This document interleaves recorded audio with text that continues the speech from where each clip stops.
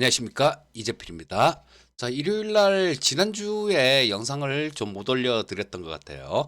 제가 개인적으로 좀 일이 있어서 영상을 못 올려드렸습니다. 뭐 특별한 일이 없으면 될 수 있는 대로 영상은 일주일에 2편 정도는 올려드리도록 하겠습니다. 이게 제 지인들을 위해서 만든 채널이기 때문에, 그래서 지인들한테 조금 미안해서 그렇죠. 자, 뭐 전체적으로 일요일은 시황에 대해서 좀 올려드리는 날이죠.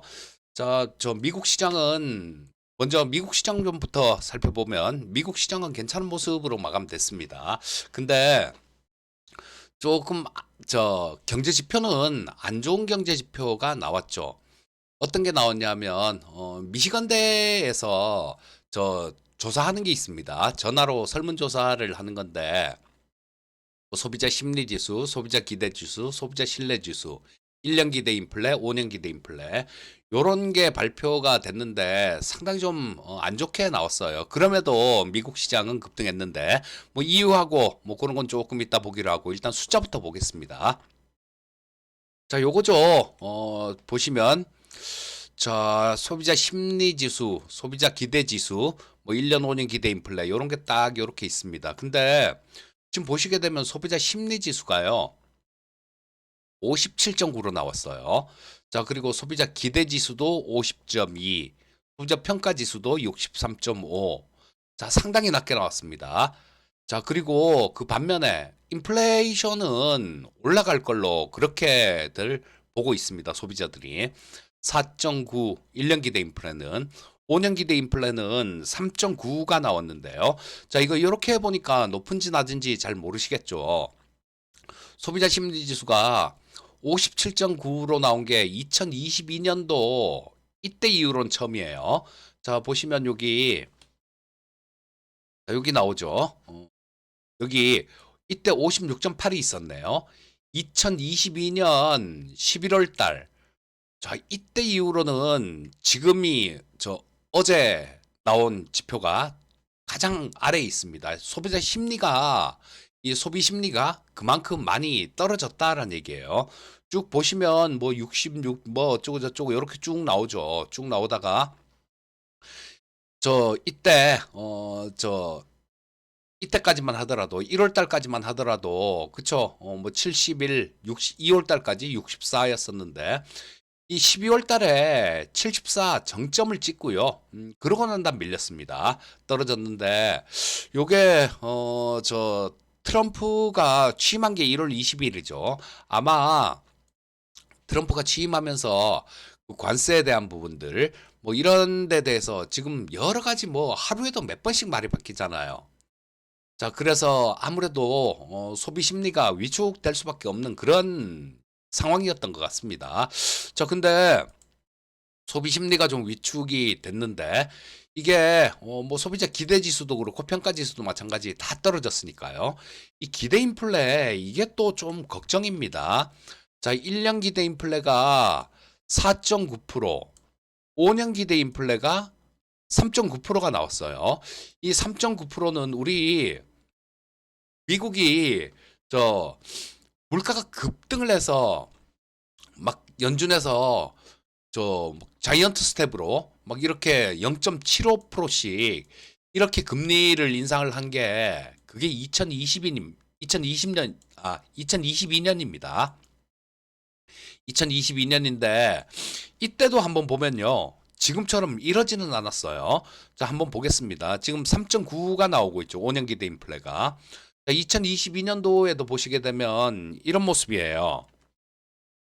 자, 5년 기대 인플레를 보게 되면 3.1, 2.9, 2.7 뭐 쭉 이렇게 2%대, 3%대 이 정도밖에 안 됩니다. 이게 뭐냐 하면 야, 연준이 금리를 올리더라도 지금 물가 잡으려고 금리를 올리겠지만 뭐 이거 좀 있으면 잡혀갖고 잠잠하겠지. 이런 거였습니다. 물론 뭐 이때는 1년 기대 인플레는 5%를 넘어가기도 했어요. 지금 이때 이후로 1년 기대 인플레도 가장 높은 것 같습니다. 근데 지금 1년 기대 인플레가 4.9가 나왔죠. 그리고 5년 기대 인플레가 3.9가 나왔습니다. 5년 기대 인플레는 2022년도에도 이만큼 올라가진 않았어요. 이 이유가 그런 거죠. 야, 관세 물리고 막 그러면 물가는 계속 올라갈 거야. 아, 큰일 났네. 이런 겁니다. 그리고 1년 기대 인플레가 4.9, 이것도 2022년도 이래 가장 높았던 수치예요. 5년 기대 인플레는 그때도 이렇게까지 가진 않았어요. 자, 그래서 이 트럼프의 정책이 좀 상당히 소비자들이나 경제 전체에 대해서 위축을 시키고 있다라는 거, 우리 저 생각하긴 싫지만요. 제가 우리 생방송 방에서는 우리 회원님들께 가끔 그런 공부를 좀 시켜드려요. 저 작년에도 뭐 한 두 번 정도 공부를 시켜드린 것 같고, 올해도 지난주에 공부를 좀 시켜드린 게 어떤 걸 시켜드렸냐면, 이 미국이 만약에 스태그플레이션 상황이 왔을 때 그때 주가가 어느 정도나 이렇게 떨어질 건지 그 부분에서 좀 공부를 시켜드린 게 있는데요. 자, 일단 그걸 보면 만약에 이 미국이 경기 침체로 간다라면, 특히 스태그플레이션, 경기 침체하에 물가 상승, 이런 국면으로 간다라면 굉장히 어려워질 수 있습니다. 자, 지금은 소비 심리가 이렇게 얼어붙고 물가가 이렇게 좀 들썩거리는 거, 물론 소비자들이 느끼는 물가입니다. 향후에 이렇게 될 것 같다라는 거, 그런 거죠. 근데 이 부분이 만약에 이대로 진행된다라면 이건 미국 스태그플레이션 상황 배제할 수가 없습니다. 그래서 우리 회원님들한테는 준비는 하되 저 어떻게 공부는 해놔야죠. 정말로 그런 상황이 오게 되면 곧버스라도 사서 계좌를 보호해야 될 거 아닙니까? 그래서 뭐 그런 부분에 대해서 좀 말씀을 드리고 있고, 지금 우리 생방송방에서는 저 포트를 좀 많이 비워놨어요. 포트를 좀 많이 비워서 지금 뭐 5종목에서 6종목 정도, 그 정도 일단 보유하고 있는데, 자, 뭐 상황에 따라서 뭐 저 정말로 안 되겠다 싶으면 옷버스 같은 거 이런 걸로 계좌를 보호를 해야 되겠죠. 근데 아직까지는 그렇게까지는 안 해도 될 것 같아요. 자, 여기 보시면 제가 경제 지표들 굉장히 많이 이렇게 다 이렇게 정리를 하고 있는데요. 자, 이 부분들이 나중에 정말로 아마 큰 힘이 되겠죠. 우리나라 거도 이렇게 정리를 하고 있는데요. 참 우리나라 지표 보면 조금 답답합니다. 자, 근데 긴장감은 놓지 말되, 그리고 잘 관찰을 해보고 경제 지표 이런 것들을 잘 보고, 판단은 각자 본인들의 몫입니다. 저 역시도 마찬가지. 만약에 그런 좀 안 좋은 뭐 그런 상황이 오면 회원들 계좌를 보호해야 되는 그런 사람이니까요. 저는 준비는 좀 해놓고 있어요. 하지만 이런 것 때문에 당장 막 많이 위축돼서 좀 뭐 바로 곧버스를 들어간다든가 그렇게 하면 또 곤란해질 수 있습니다. 이게 이런 상황이 그냥 스무스하게 이렇게 좀 넘어가는 그런 측면도 나올 수 있잖아요. 자, 그래서 긴장감은 갖고 공부는 좀 해 두시는 게 좋을 것 같습니다. 자, 미국의 경제 지표는 이렇게 좀 안 좋았죠. 되게 안 좋은 모습이었는데 미국 주가는 올라왔어요. 자, 이거는 왜 올라왔느냐? 첫 번째는요. 야, 이 트럼프라는 분이 오랜만에 조용했어요. 오랜만에. 우리 자고 일어나면 트럼프가 뭐 어디 관세를 물린다, 뭐 물린다가 했다가 뭐 안 물릴 수도 있다 그랬다가 또 물린다 그랬다가 아주 난리였었죠. 근데 금요일엔 조용했어요.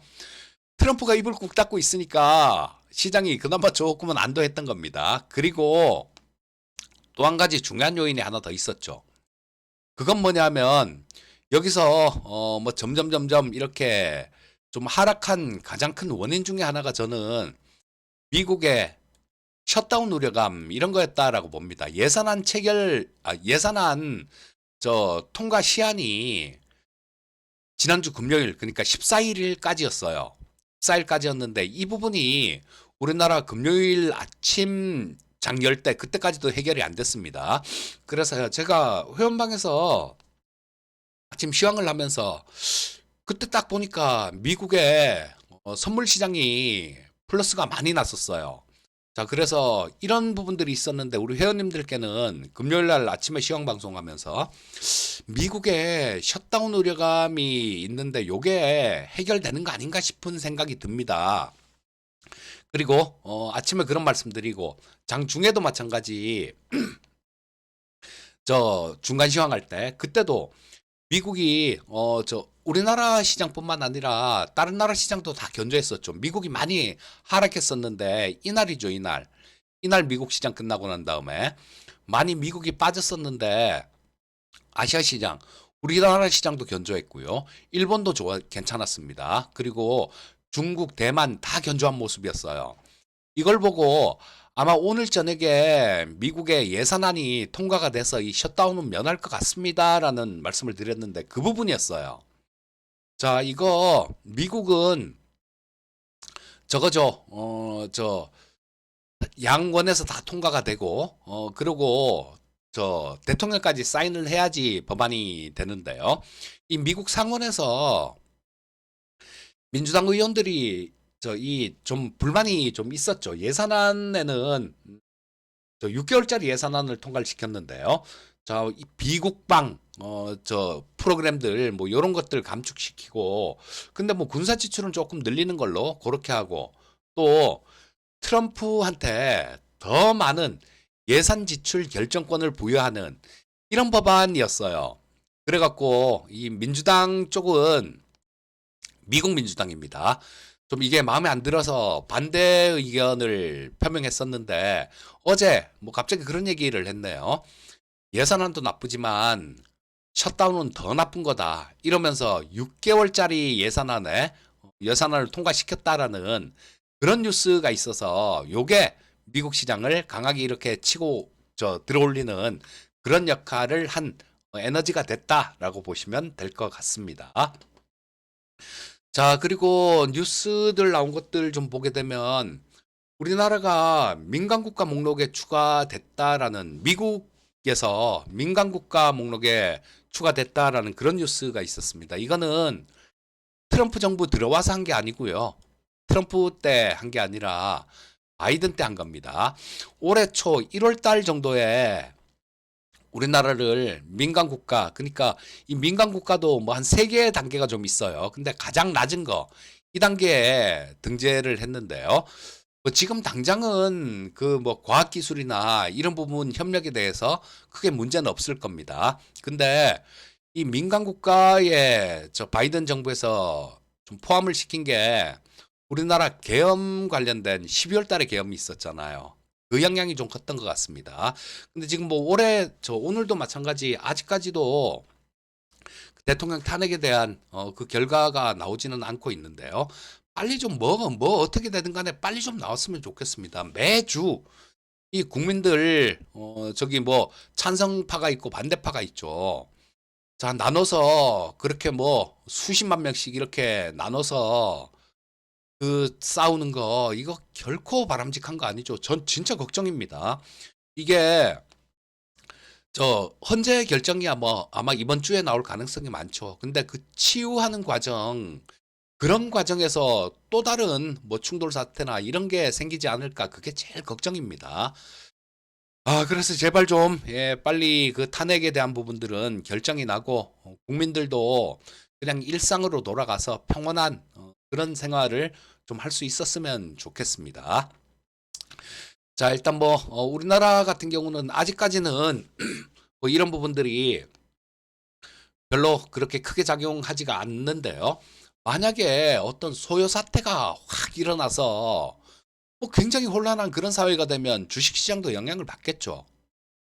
자, 그래서 주식시장 측면 우리 제 방송 보시는 분들은 다 주식 투자를 하는 분이니까 제 방송을 보겠죠.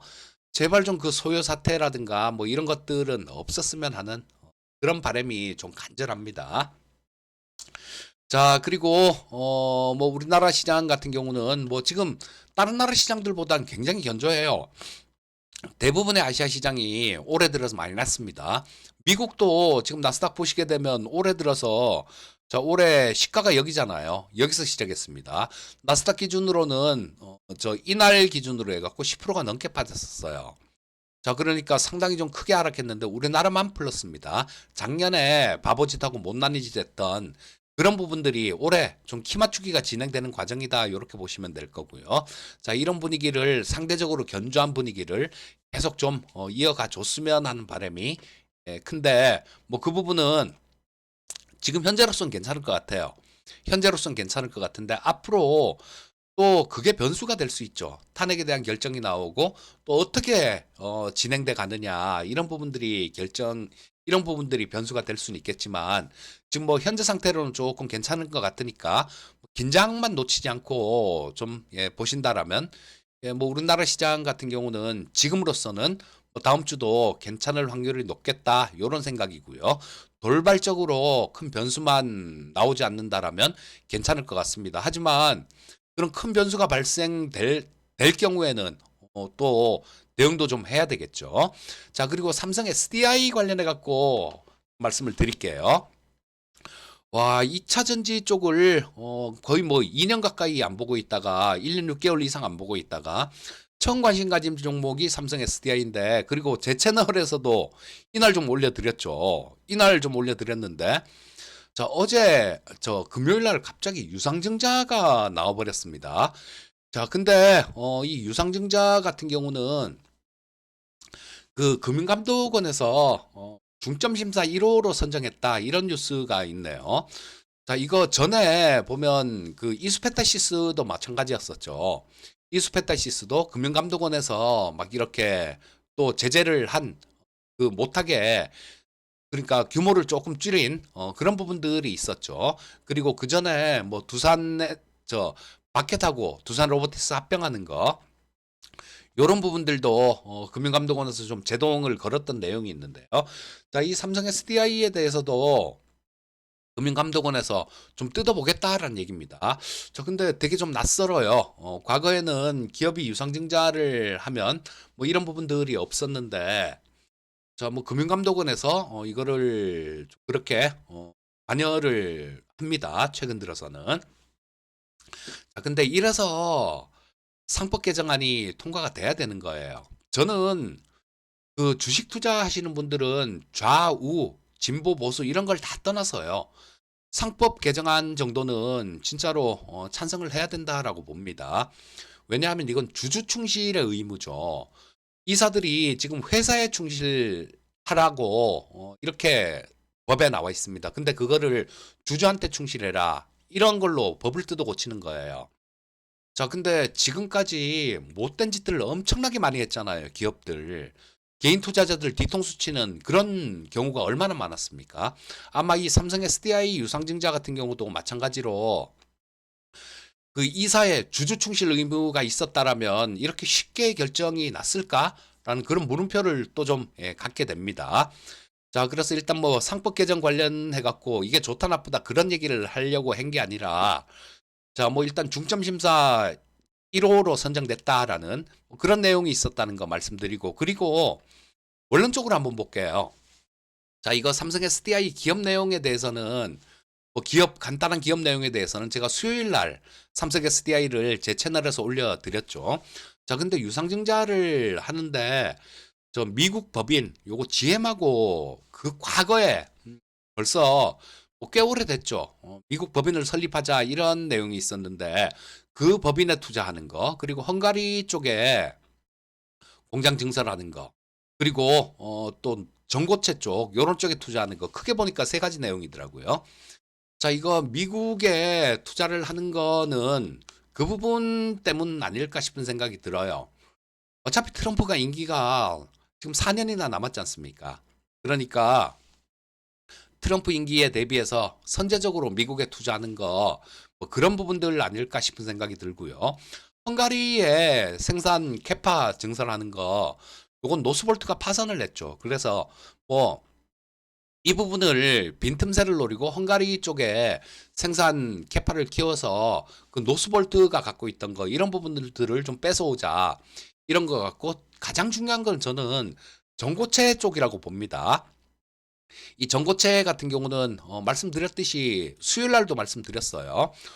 로봇 시장이 지금 폭발적으로 성장할 텐데 거기서 경쟁력을 가지려면요. 선제 투자를 해야 되는 건 맞아요. 자, 그래서 이 부분이 증자를 해서 뭐 그 일정 부분은 전고체 쪽에 또 좀 투자가 될 것 같으니까요. 마냥 나쁘게 볼 필요는 없습니다. 그리고 이 삼성 SDI 같은 경우는 자, 지금 금요일 날 좀 두들겨 맞았는데 여기서 추가로 좀 더 두들겨 맞고 그러고 난 다음 자리 잡아가는 과정이 나와야 돼요. 자리 잡아가는 과정.